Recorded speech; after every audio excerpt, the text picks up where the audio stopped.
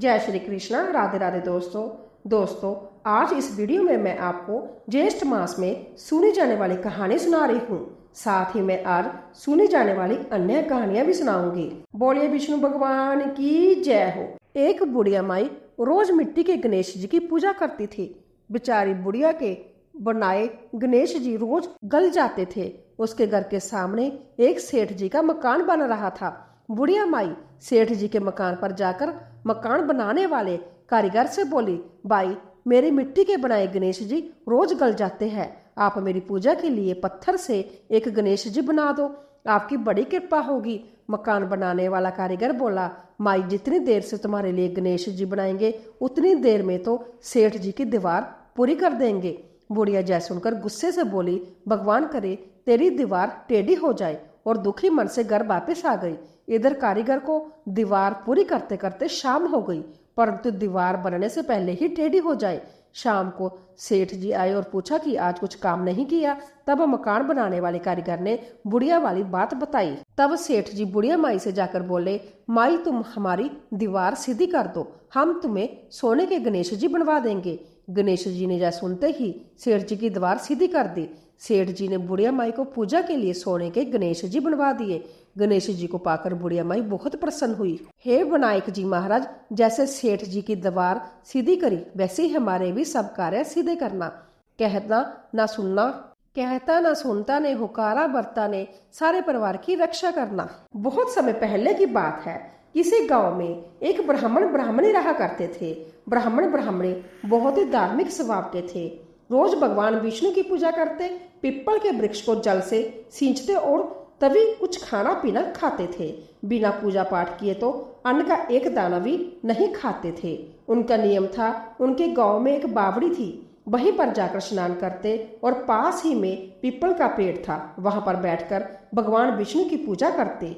People के पेड़ को जल से सींचते और उसके बाद दोनों अपने घर आ जाते। एक समय की बात है, ज्येष्ठ का महीना शुरू ही हुआ था। दोनों ब्राह्मण ब्राह्मणी बावड़ी में स्नान करने गए। गर्मी बहुत थी, दोनों थक गए। सोचने लगे कि इतनी गर्मी में अगर हम घर जाएंगे तो कहीं हमारी तबीयत खराब ना हो जाए। ऐसा करते हैं, कुछ देर पर यहीं बैठकर विश्राम कर लेते हैं, थोड़ी देर बाद घर चलेंगे। ऐसा सोचकर दोनों ब्राह्मण ब्राह्मणी ने पहले भगवान विष्णु की पूजा की, पीपल के पेड़ को सींचा और वहीं पर बैठ गए। थोड़ी देर ठंडी ठंडी छांव में बैठे तो ब्राह्मण देव को नींद आ गई। ब्राह्मण देव तो वहीं पर सो गए और ब्राह्मणी अपने आंचल से उनके ऊपर हवा करने लगी। उस गांव में वह केवल एक ही बावड़ी थी और उस बावड़ी पर जानवर पशु पक्षी भी पानी पीने आते थे। उस दिन ब्राह्मण ब्राह्मणी वहीं पर बैठ गए तो कोई भी जानवर या पशु पक्षी उन्हें देखकर जल पीने नहीं आया। सब डर के मारे दूर ही खड़े रहे। गर्मी का महीना था, ज्येष्ठ की चिलचिलाती धूप थी। बहुत सारे पशु पक्षी तो जल के अभाव में ही मर गए, उनके प्राण चले गए। भूखे प्यासे रहने के कारण उन जानवरों के प्राण चले गए और वह अनजाना दोष ब्राह्मण ब्राह्मणी को लग गया। ब्राह्मण ब्राह्मणी को तो इस बारे में कुछ भी पता नहीं था। थोड़ी देर में जब ब्राह्मण आराम कर चुके तो अपने घर पर आ गए। इसी तरह जीवन उनका कटता रहा। जब समय आया तो ब्राह्मण ब्राह्मणी की मृत्यु हो गई। मृत्यु के बाद उन अनजाने दोष के कारण ब्राह्मण और ब्राह्मणी को चातक और चातकी की जोनी मिली। ब्राह्मण चातक बन गए और ब्राह्मणी चातकी बन गई। चातक चातकी बनकर दोनों अपने ही घर के सामने एक पेड़ पर रहने लगे। उन दोनों को अपने पहले जन्म की सारी बातें याद थी और दोनों आपस में बातें भी किया करते थे। एक दिन ब्राह्मण बहुत दुखी हो गए और ब्राह्मणी से बोले, ब्राह्मणी ना जाने हमने पहले के जन्म में कौन सा बड़ा पाप कर दिया जिस कारण हमें यह चातक और चातकी की जोनी मिली है। हम तो पूजा पाठ भी बहुत करते थे, हमने कभी किसी का दिल भी नहीं दुखाया, फिर भी ना जाने हमसे कौन सा अपराध हो गया। बस इसी बातों को याद करके दोनों वहां पर बैठे रोते रहते और बहुत शोर मचाते। घर में उनका बेटा और बहू रहते थे। उनकी बहू को इस तरह उनका शोर मचाना बिल्कुल भी अच्छा नहीं लगता था। एक दिन वह अपने पति से बोली, देखो तो जरा, यह दोनों चातक चातकी न जाने कहां से जहां पर आ गए हैं और बहुत शोर मचाते रहते हैं। मुझे तो सोने भी नहीं देते, तुम इन्हें भगा क्यों नहीं देते। उनके बेटे ने उन्हें भगाने का बहुत प्रयास किया। वह उन्हें भगाता, लेकिन थोड़ी देर के बाद वह फिर से वहीं पर आकर बैठ जाते। अब उन्हें थोड़ी ही पता था यह हमारे माता पिता है। वह फिर से उन्हें भगा देते। एक दिन उनके बेटे को बहुत गुस्सा आया। उसने कहा, तुम ऐसे नहीं जाओगे। उसने क्या किया, उन्हें भगाया तो नहीं, लेकिन उस पेड़ में आग लगा दी। पेड़ में आग लगने से चातक और चातकी दोनों के पंख जल गए और दोनों जमीन पर गिर गए और हाय हाय करने लगे। थोड़ी देर के बाद मनुष्य की बोली में दोनों बातें करने लगे तो उनके बेटे ने उनकी आवाज पहचान ली और कहने लगा कि आप दोनों कौन हैं और इस तरह जहाँ क्यों रहते हैं और कैसे मनुष्य की बोली में बातें कर रहे हैं। तब ब्राह्मण बोले कि हम तुम्हारे माता पिता हैं और हमें मुक्ति नहीं मिली। हम चातक चातकी की जोनी में आ गए हैं, इसीलिए हम अपने ही घर के सामने इस पेड़ पर रहते हैं। तो बेटा पूछने लगा कि आपको मुक्ति क्यों नहीं मिली। ब्राह्मण ब्राह्मणी बोले, हमें नहीं पता, हमने तो अपनी जान में कभी कोई बुरा काम नहीं किया। हमें नहीं पता हमें किस अनजाने दोष का कर्म फल भुगतना पड़ रहा है। उनका बेटा मुनियों के आश्रम में गया और वहां जाकर प्रार्थना की, मेरे माता पिता की मुक्ति नहीं हुई है और वह चातक चातकी की जोनी में आ गए हैं। उन्होंने तो अपने जीवन में बहुत से धर्म कर्म के कार्य किए थे, फिर उन्हें मुक्ति प्राप्त क्यों नहीं हुई। मुझे तो कोई कारण समझ नहीं आता।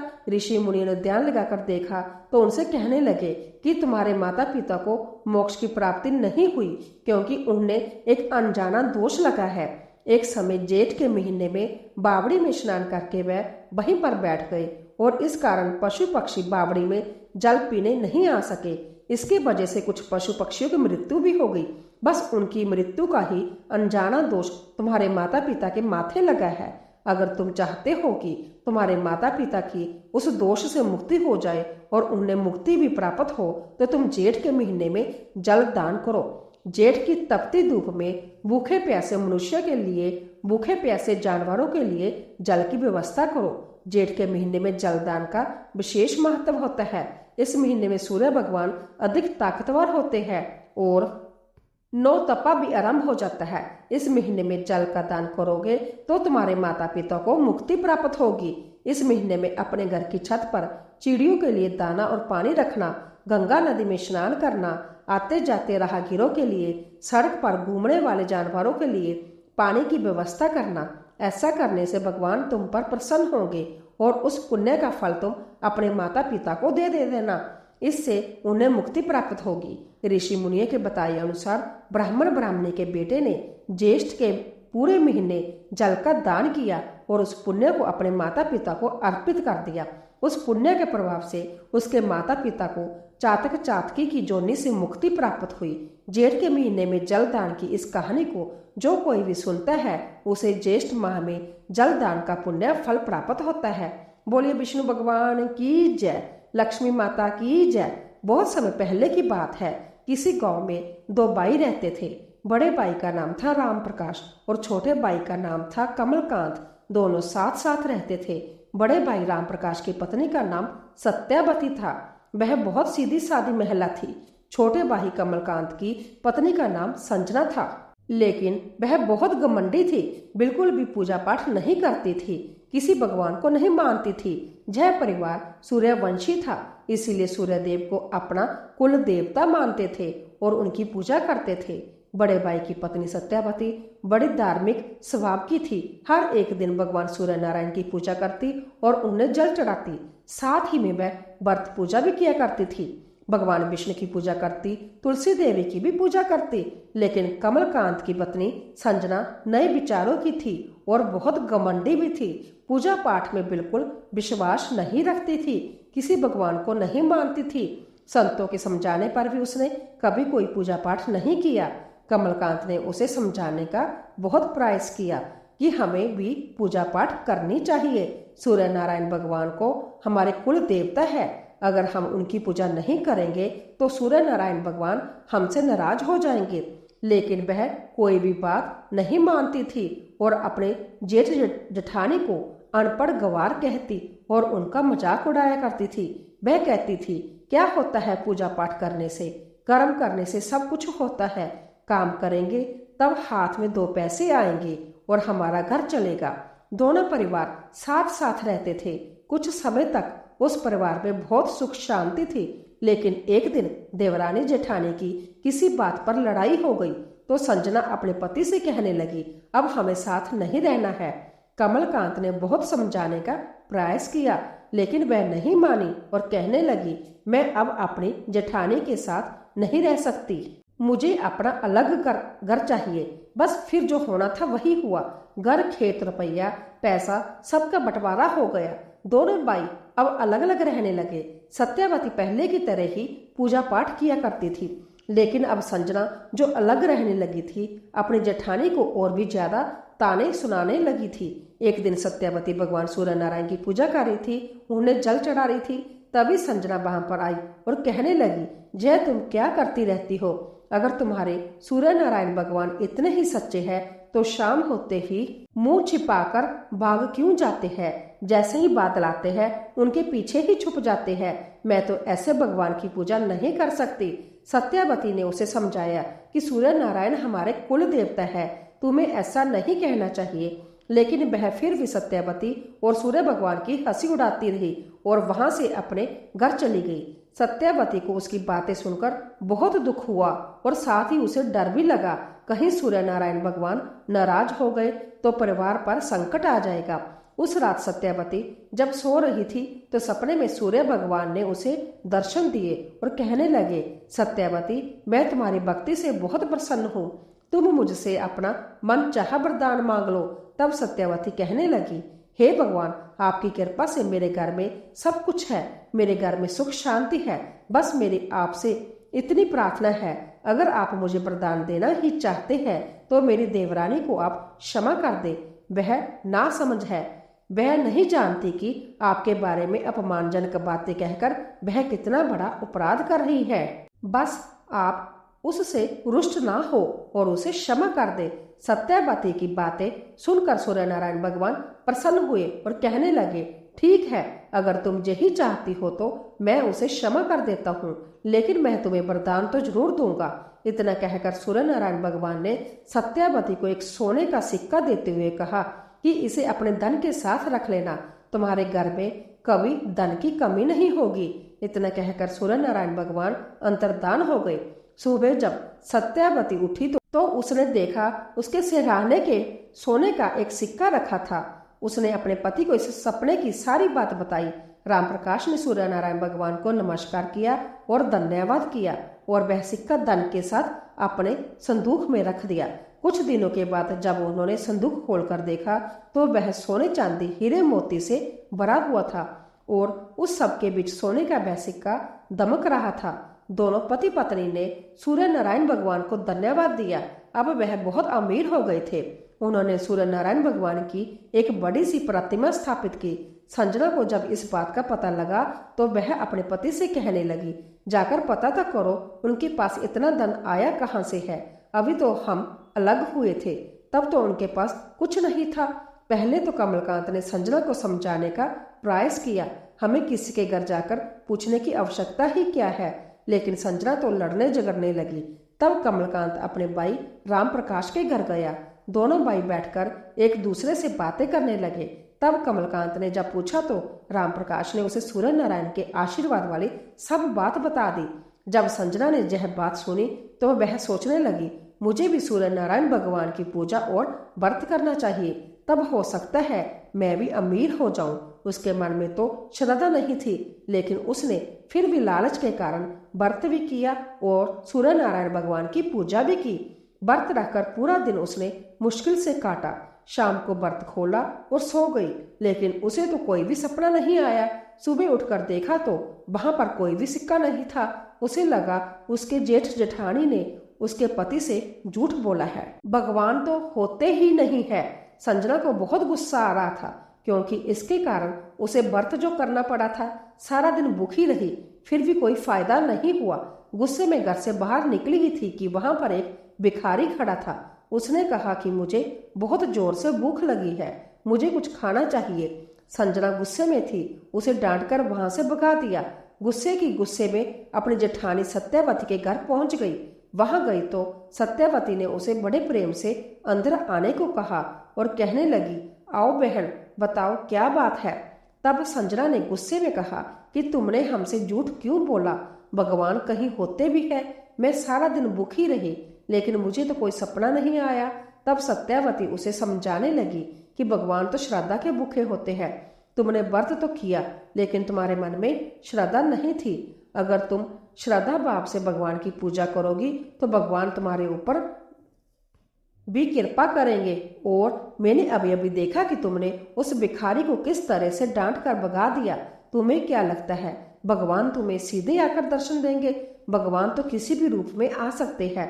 हो सकता है जिस भिखारी को तुमने भगाया है वह सूर्य नारायण भगवान ही हो। अब तो संजना को अपनी गलती का एहसास हो गया। उसने सूर्य नारायण भगवान की प्रतिमा के पैर पकड़ लिए और माफी मांगने लगी। अब तो सत्यावती और संजना दोनों देवरानी जेठानी साथ मिलकर भगवान सूर्य नारायण की पूजा करने लगी।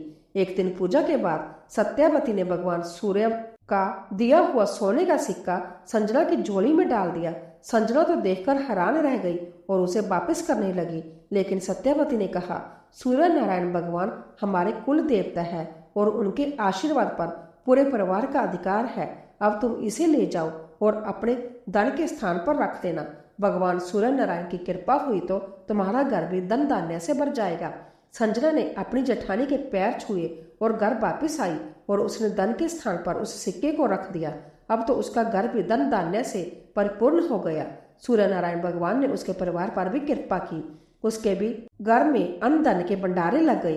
हे सूर्य नारायण भगवान, जैसे आपने उन देवरानी जेठानी पर अपनी कृपा की, वैसे ही कथा कहानी कहते सुनते सब पर अपनी कृपा बनाए रखना। बोलिए सूर्य नारायण भगवान की जय। पीपल सींचने की कहानी। एक बूढ़ा ब्राह्मण था। वह रोज पीपल के पेड़ को जल से सींचने जाता था। पीपल में से रोज एक लड़की निकलती और कहती, पिताजी मैं भी आपके साथ जाऊंगी। वह रोजाना पीपल का पेड़ जब भी सींचता तो वह लड़की बोलती कि पिताजी मैं भी आपके साथ जाऊंगी। यह सुनते सुनते बूढ़ा ब्राह्मण दिन ब दिन कमजोर होने लगा। तो एक दिन ब्राह्मणी ने पूछा कि क्या बात है, क्या तुम्हारा स्वास्थ्य ठीक नहीं है? तो ब्राह्मण बोला कि मैं जब भी रोज पीपल सींचने जाता हूँ तो पीपल से एक लड़की निकलती है और कहती है कि वह भी मेरे साथ चलेगी। तो ब्राह्मणी बोली कि कल ले आना उस लड़की को। जहाँ 6 लड़कियां पहले से हमारे घर में है, वहां 7वीं लड़की और सही। अगले दिन ब्राह्मण जब पीपल सींचने गया तो उस लड़की को घर ले आया। उसे घर छोड़ने के बाद ब्राह्मण आटा मांगने गया तो उसे पहले के दिनों की अपेक्षा आज ज्यादा आटा मिला था। जब ब्राह्मणी आटा छानने लगी तो लड़की ने कहा कि लाओ माँ, मैं छान देती हूँ। जब वह आटा छानने बैठी तो प्रांत भर गई। उसके बाद माँ खाना बनाने जाने लगी तो लड़की बोली कि माँ आज रसोई मैं बनाऊंगी। तो ब्राह्मणी ने कहा, नहीं तू अभी छोटी है, तेरे हाथ जल जाएंगे। लेकिन लड़की नहीं मानी और वह रसोई में खाना बनाने गई तो उसने तरह तरह के 3600 व्यंजन बना डाले। आज सभी ने भर पेट खाना खाया। इससे पहले वह आधा पेट भूखा ही रहते थे। रात हुई तो ब्राह्मणी का भाई आया और कहने लगा कि जीजी बाई मैं तो खाना खाऊंगा। ब्राह्मणी परेशान हो गई कि अब खाना कहाँ से लाएगी। तब लड़की ने पूछा कि माँ क्या बात है? तो उसने कहा कि तेरा मामा आया है और रोटी खाएगा, लेकिन रोटी तो सबने खा ली है, अब उसके लिए कहाँ से लाऊंगी? लड़की बोली कि माँ तू चिंता मत कर, मैं बना दूंगी। और वह रसोई में गई और मामा के लिए फिर से 3600 व्यंजन बना दिए। मामा ने भरपेट खाना खाया और कहा कि ऐसा खाना इससे पहले उसने कभी नहीं खाया। तब ब्राह्मणी ने कहा कि भाई तेरी पावनी बांझी है, उसी ने बनाया है। शाम हुई तो लड़की ने बोला कि माँ चौका लगा के चौके का दिया जला देना, कोठे में मैं सोऊंगी। बुढ़िया बोली कि ना बेटी तू डर जाएगी। लेकिन लड़की बोली कि नहीं मैं नहीं डरूंगी, मैं अंदर कोठे में ही सोऊंगी। वह कोठे में ही जाकर सो गई। आधी रात को लड़की उठी और चारों ओर आंख मारी तो धन ही धन हो गया। वह बाहर जाने लगी तो बूढ़ा ब्राह्मण सो रहा था। उसने देखा तो कहा कि बेटी तू कहाँ चली? तब लड़की ने कहा कि मैं तो दरिद्रता दूर करने आई थी, अगर तुम्हें दूर करवानी है तो तुम भी करवा लो। उसने बूढ़े के घर में भी आंखों से देखा तो चारों ओर धन ही धन हो गया। सुबह सवेरे सब उठे तो लड़की को ना पाकर उसने ढूंढने लगे कि पावनी बेटी कहाँ चली गई। बाहर जो बूढ़ा ब्राह्मण सोया था वह बोला कि वह तो लक्ष्मी माता का स्वरूप थी, जो तुम्हारे साथ मेरी भी दरिद्रता दूर कर गई। हे माता, जैसे आपने उनकी दरिद्रता दूर की वैसे ही सबकी करना। कहता सुनता ना हुकारा भरता ने सबकी दरिद्रता दूर करना। एक जाट जाटनी थे, बहुत गरीब थे। एक दिन जाटनी जाट से बोली, मैं तुम्हें 4 रोटी बनाकर देती हूँ, तुम नदी किनारे जाना और वहां राम और लक्ष्मण आते हैं, वहां जाकर कहना राम बड़े लक्ष्मण छोटे, वो बैठे अंबे की डाली, वो बैठे चंबे की डाली, मिट्टी का दशरथ बनावे, माखन मिश्री का भोग लगावे, दे परिक्रमा को आवे। जाट पूरे रास्ते याद करता चला गया, परंतु वहां जाकर भूल गया और वहां जाकर बोला, लक्ष्मण बड़े राम छोटे, वो बैठे अंबे की डाली, वो बैठे चंबे की डाली, मिट्टी का दशरथ बनावे, माखन मिश्री का भोग लगावे, दे परिक्रमा घर को आवे। राम लक्ष्मण से बोले, लक्ष्मण इसने तुम्हें बड़ा बताया है, तुम कुछ दे दो। लक्ष्मण बोले, हे राम इसकी तो बुद्धि मलिन हो गई है, यह मूर्ख है, कहीं राम से भी बड़ा कोई इस दुनिया में है। राम बोले नहीं लक्ष्मण इसने तुम्हें बड़ा बताया है, तुम ही कुछ दो। लक्ष्मण ने थोड़े बांस में मोहर अशरफी भर के दे दी।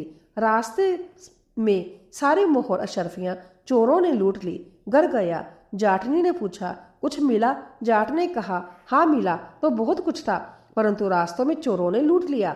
जाटनी ने कहा, कोई बात नहीं, कल फिर से जाना। अगले दिन जाटनी ने फिर से 4 रोटी बनाकर दी और फिर से सिखाया, राम बड़े लक्ष्मण छोटे, वो बैठे अंबे की डाली, वो बैठे चंबे की डाली, मिट्टी का दशरथ बनावे, माखन मिश्री का भोग लगावे, दे परिक्रमा घर को आवे। जाट पूरे रास्ते याद करता हुआ गया, लेकिन वहां जाकर फिर से भूल गया और वह फिर से बोला, लक्ष्मण बड़े राम छोटे, वो बैठे अंबे की डाली, वो बैठे चंबे की डाली, मिट्टी का दशरथ बनावे, माखन मिश्री का भोग लगावे, दे परिक्रमा माँ घर को आवे। राम बोले, हे लक्ष्मण इसने आज भी तुम्हें बड़ा बताया है, तुम कुछ दे दो। लक्ष्मण बोले, हे राम इसकी तो बुद्धि मलिन है, यह मूर्ख है, क्या इसे नहीं पता कि राम से बड़ा इस दुनिया में कोई नहीं है। लेकिन राम ने कहा, नहीं इसने तुम्हें बड़ा बताया है, इसलिए तुम कुछ दो। लक्ष्मण ने सोने की ईंट दे दी। वह फिर से घर जाने लगा तो रास्ते में उसे चोरों ने फिर से लूट लिया। घर जाकर जाटनी ने पूछा कि कुछ मिला? तो जाट बोला, मिला तो था, रास्ते में चोरों ने लूट लिया।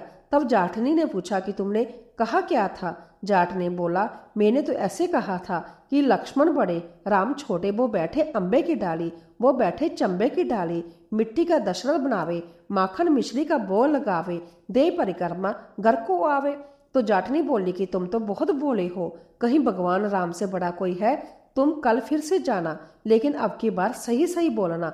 अगले दिन जाट वापस गया और उस दिन बिल्कुल सही बोला, राम बड़े लक्ष्मण छोटे, वो बैठे अंबे की डाली, वो बैठे चंबे की डाली, मिट्टी का दशरथ बनावे, माखन मिश्री का भोग लगावे, दे परिक्रमा घर को आवे।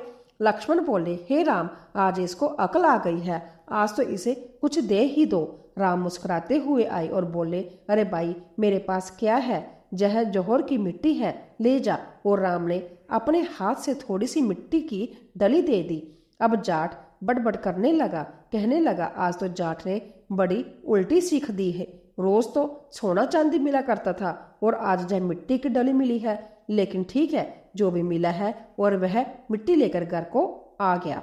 बीच रास्ते में फिर से चोर मिले, लेकिन उन्होंने मिट्टी देखकर कुछ नहीं कहा। घर गया तो जाटनी बोली, कुछ मिला? तो जाट बोला, हाँ तेरी उल्टी सीख के कारण आज मिट्टी की डली मिली है। जाटनी बोली, कोई बात नहीं, लेकिन कुछ तो लेकर घर में आए हो, रोज तो तुम खाली हाथ घर में आते थे, मिट्टी कुछ ना कुछ तो काम आएगी। चूल्हा लीप लेंगे, आंगन लीप लेंगे, और उस मिट्टी को तुलसी के पौधे के नीचे रखकर सो गए। सुबह उठकर देखा तो तुलसी के नीचे हीरे मोती जगमगा रहे हैं।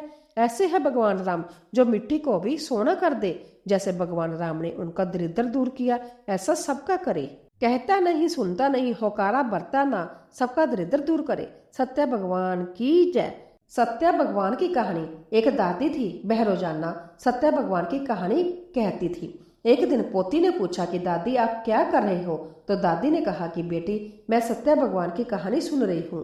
पोती ने कहा कि मैं भी आपके साथ कहानी सुना करूंगी। अब रोजाना दादी पोती बैठकर कहानी सुन लेती।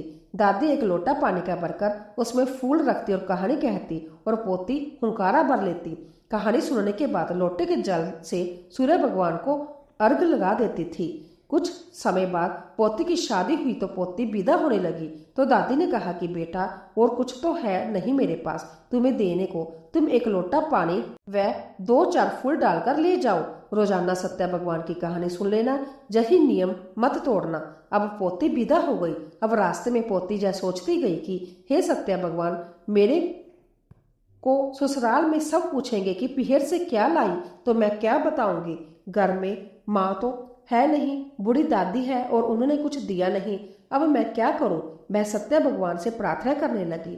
सत्या भगवान ने सोचा कि मुझे इसका कष्ट दूर करना चाहिए। अब चलते चलते पोती को रास्ते में ही दिन उग गया तो उसने डोली को रुकवाया और रास्ते में नदी पर नहा धोकर 4 फूल लिए और लोटा पानी का लेकर कहानी सुनी तो सत्या भगवान की कृपा से उसके हीरे मोतियों के गहने हो गए, जरी बागदी के बेस हो गए, गाड़ी में गहने और कपड़ों के बक्से भर गए, खूब सोना चांदी हो गया। ससुराल पहुंची तो रंजून करती ससुर जी के पांव छूने गई तो ससुर जी ने बहू को देखा तो बहुत खुश हुए। ससुर जी ने सोचा बहू तो बहुत बड़े घर की आई है, दिखने में तो गरीब लग रहे थे। बहू के ससुराल वालों ने सभी ने देखा कि बहू तो बहुत सारा धन लाई है। इधर ससुराल वाले बहुत गरीब थे। सासू ने मूंग चावल बनवाए, वो भी पड़ोस से उधार लेकर आई थी। यह सुनकर बहू को तकलीफ हुई और रात को सत्या भगवान से प्रार्थना करने लगी कि भगवान जहाँ तो खाने को भी नहीं है। भगवान सपने में आए और कहा कि तुम सुबह कहानी सुनकर उसी लोटे से रसोई बनाना, खूब भंडार भर जाएंगे।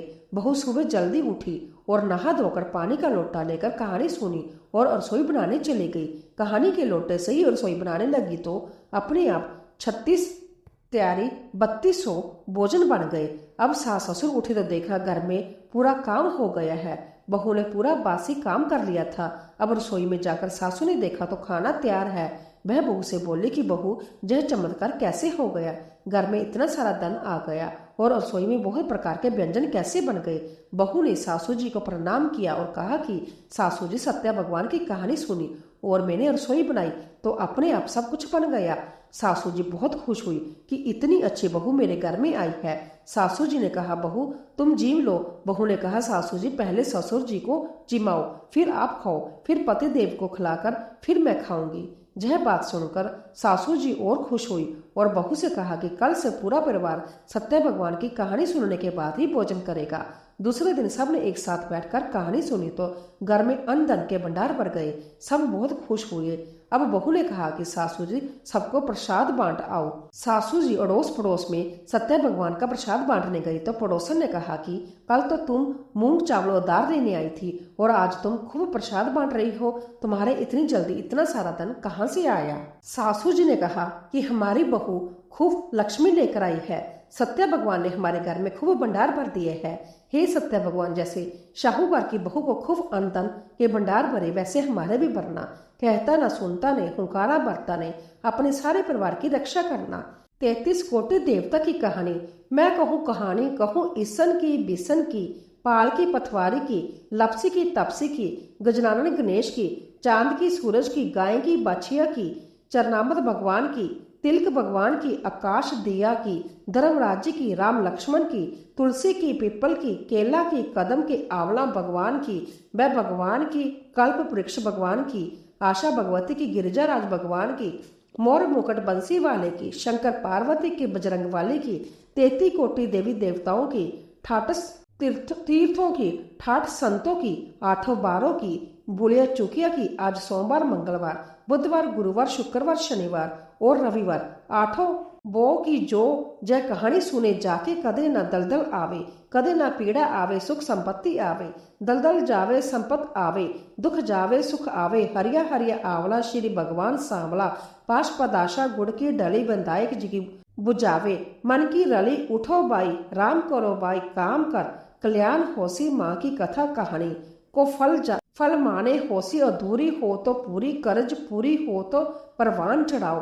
हे आशा भुक्ता माता, जैसे पार्वती जी ने सुहाग दियो वह मानो दीजो, कहता ने सुनता ने, होकारा बरता ने, आपने सारे परिवार की रक्षा कर जो, हर मनोकामना पूरी कर जो, अखंड सौभाग्य दीजो। हे 33 कोटि देवी देवता, सबकी अर्ज पूरी कर्ज। लपसी तपसी की कहानी, एक लपसी था, एक तपसी था। तपसी तो भगवान की तपस्या करता था और लपसी 1.25 शेर की लपसी बनाकर उसका भोग लगाकर जीम लेता। एक दिन दोनों लड़ने लगे। लपसी बोला मैं बड़ा, तपसी बोला मैं बड़ा। इतने में नारद मुनि आए और बोले तुम क्यों लड़ रहे हो? तो लपसी ने कहा मैं बड़ा हूँ, और तपसी ने कहा मैं बड़ा हूँ। तपसी बोला मैं सारे दिन भगवान की पूजा करता हूँ। जय सुन नारद जी ने कहा कि मैं तुम्हारा फैसला कल करूंगा। दूसरे दिन लपसी तपसी नहाकर आए तो नारद जी ने 1.25 करोड़ की अंगूठी उनके आगे फेंक दी। लपसी ने अंगूठी देखी पर उस पर ध्यान नहीं दिया। तपसी तपस्या करने बैठा तो उसे अंगूठी दिखी और उसने अपने घुटने के नीचे दबा ली और तपस्या करने लगा, और लपसी लापसी बनाकर उसका भगवान के भोग लगाकर जीवने बैठ गया। इतने में नारद जी आए, तब दोनों से पूछा कि कौन बड़ा है। फिर तपसी ने कहा मैं बड़ा हूँ। नारद जी बोले कि तुम्हारा घुटना उठाओ, तो उसके नीचे 1.25 करोड़ की अंगूठी निकली। तब नारद जी बोले जय अंगूठी तूने चुराई है तो तुझे तेरी तपस्या का फल नहीं मिलेगा। तब तपसी बोला हे नारद मुनि, मेरी तपस्या का दोष कैसे दूर होगा? नारद जी ने कहा रोटी बनाकर बाटियां नहीं बनाया तो फल तुझे होगा, ब्राह्मण जमाकर दक्षिणा नहीं दी तो फल तुझे होगा, साड़ी देकर ब्लाउज नहीं दिया तो फल तुझे होगा, दिया से दिया जलाया तो फल तुझे मिलेगा। सब व्रत व्यवहार की कहानी सुनने के बाद तेरी कहानी नहीं सुनी तो फल तुझे होगा। तभी से सभी व्रत त्योहार की कहानी के बाद लपसी तपसी की कहानी सुनी जाती है। कहानी सुनने के बाद ऐसे कहे लपसी को फल, लपसी ने हो जो तपसी को फल, तपसी ने हो जो महा की कथा कहानी को फल, महानो हो जो। बोले कृष्ण भगवान की जय।